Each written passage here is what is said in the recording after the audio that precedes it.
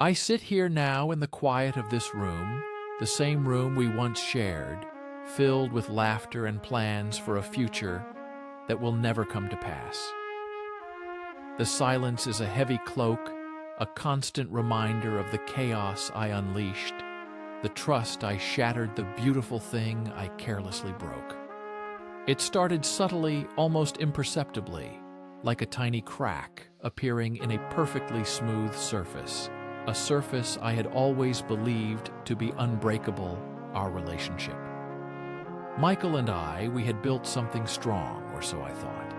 We had years invested memories stacked high like precious books, a comfortable rhythm that felt like home. He was kind, patient, supportive, everything one could ask for. Perhaps that was the problem, the very perfection of it all. It felt too easy, too predictable, too safe.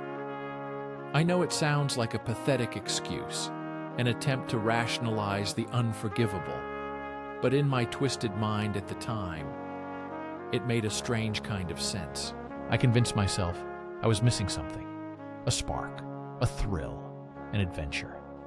A void I felt only I could understand began to grow within me, a hunger for something different, for anything that would shake the comfortable monotony I had come to resent. Then Alex came into my life not as a deliberate search, but as a chance encounter, a coworker, a friend of a friend. Alex was everything Michael was not: exciting, unpredictable, a whirlwind of energy and charm. They made me feel seen. In a way I realized Michael had stopped seeing me, or perhaps in a way I had stopped allowing myself to be seen by Michael.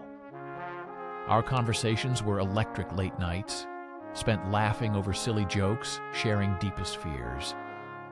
There was an undeniable chemistry, a dangerous pull that I initially fought with all my might. I told myself it was just friendship, a harmless diversion, a way to add some spice to my otherwise bland routine. But the lines blurred quickly, dangerously. A touch that lingered too long, a glance that held too much meaning, a secret shared that felt more intimate than anything I had shared with Michael in months. The guilt was a dull ache at first, easily ignored, drowned out by the intoxicating rush of being desired, of feeling alive again, in a way I hadn't felt in years. The first time it happened was a blur of adrenaline and regret. It was after a late work event. Drinks flowed freely. Inhibitions vanished with each sip. Alex walked me to my car, the night air cool against my skin. There was a moment, a pause, a look that spoke volumes, and then a kiss. A stolen kiss that felt both wrong and utterly exhilarating. My heart pounded a furious rhythm in my chest, a drumbeat of betrayal. I pulled away. Eventually, my mind screaming no, my body trembling with a mixture of fear and a forbidden thrill. I went home that night to Michael's sleeping form and lay awake, consumed by a potent cocktail of shame and a strange sense of liberation. I told myself it was a mistake, a one-off, an isolated incident born of alcohol and a momentary lapse in judgment. I would never do it again. I promised myself I would forget it, erase it from existence. But the seed had been planted.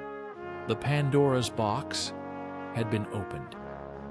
The lies began subtly at first, small omissions, then carefully constructed narratives to cover my tracks. Late nights at work turned into late nights with Alex. Business trips became opportunities for stolen moments. Each lie was a brick building a wall between Michael and me, a wall made of deceit and secrets. The guilt grew heavier, a constant companion, a shadow that followed my every step. I saw the questions in Michael's eyes, the subtle shifts in his demeanor, the quiet concern that began to creep in. He asked if everything was all right, if I was happy. I always said yes. A forced smile plastered on my face, my voice a carefully modulated lie. I started picking fights, little arguments out of nowhere, subconsciously pushing him away, making him the villain in my warped narrative, so my own actions would feel less heinous. It was a desperate attempt to justify the unjustifiable, to lessen the burden of my own responsibility. There were moments of clarity, brief, terrifying flashes, where I saw the monster I was becoming. I would look at Michael, his genuine love, his unwavering trust, and feel a wave of self-loathing so profound it would almost bring me to my knees. I would promise myself I would end it with Alex, that I would confess everything to Michael, that I would beg for his forgiveness. But then Alex would call or text with a playful joke, a tempting invitation, and I would crumble. The allure was too strong, the escape too enticing, the feeling of being wanted too addictive. I was caught in a dangerous cycle, trapped between the person I wanted to be and the person I had become. My life was a constant performance, a tightly wound string of lies and half-truths. My heart was split, torn between two worlds, two people, two very different versions of myself. I was living a double life, and the weight of it was crushing me slowly, relentlessly. The discovery was not a dramatic confrontation or a tearful confession from my end. It was much simpler, much crueler. Michael found a message, a picture, a casual slip that unraveled my carefully constructed facade in an instant. I saw his face crumple, the shock, the disbelief, the profound pain that etched itself onto his features. It was a look I will carry with me to my grave. The moment his world shattered, mine went up in flames. There were no shouts, no accusations, just a quiet, devastating hurt that radiated from him, a silence more potent than any scream. I tried to explain, to apologize, to beg for understanding. But there were no words, no excuses that could mend what I had broken. The trust was gone, irrevocably lost, shattered into a million irreparable pieces. It was like watching a beautiful vase drop in slow motion, knowing you were the one who pushed it, but being powerless to stop the inevitable destruction. The aftermath was a desolate landscape of regret and loneliness. He left, of course, taking with him not just his belongings, but every hope, every dream, every shared memory. The house felt like a tomb, an echo chamber for my guilt. Alex was a fleeting comfort, a temporary distraction, but even that connection withered under the harsh light of reality. The initial thrill had long faded, replaced by a gnawing emptiness.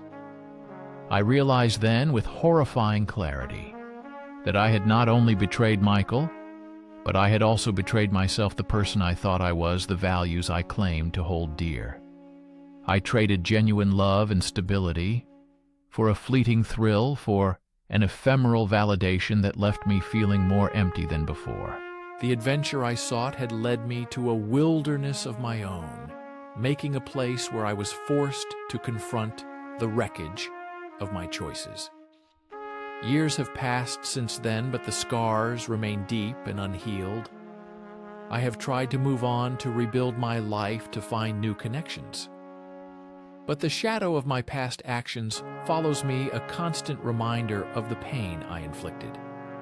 I see Michael sometimes from a distance, with someone else, someone who looks happy, someone who looks loved, and a fresh wave of regret washes over me. I know I deserve this solitude, this quiet suffering.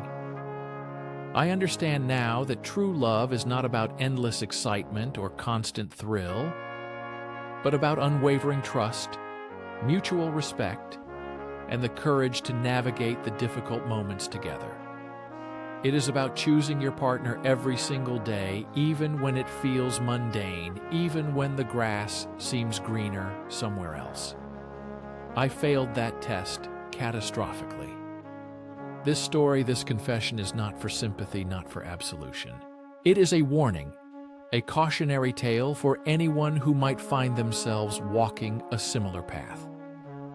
The fleeting moments of illicit pleasure are not worth the immense cost, the irreparable damage they leave behind. The pain you inflict on another person is a burden you carry forever, a weight that never truly lifts. I learned the hard way that you cannot build happiness on a foundation of lies and betrayal. And sometimes the things you destroy can never truly be put back together, no matter how desperately you try. All that is left are the fragmented memories of a love that once was, and the haunting echo of a trust that I alone broke beyond repair. I live with that every single day, a constant reminder of the person I became and the person I lost in the process.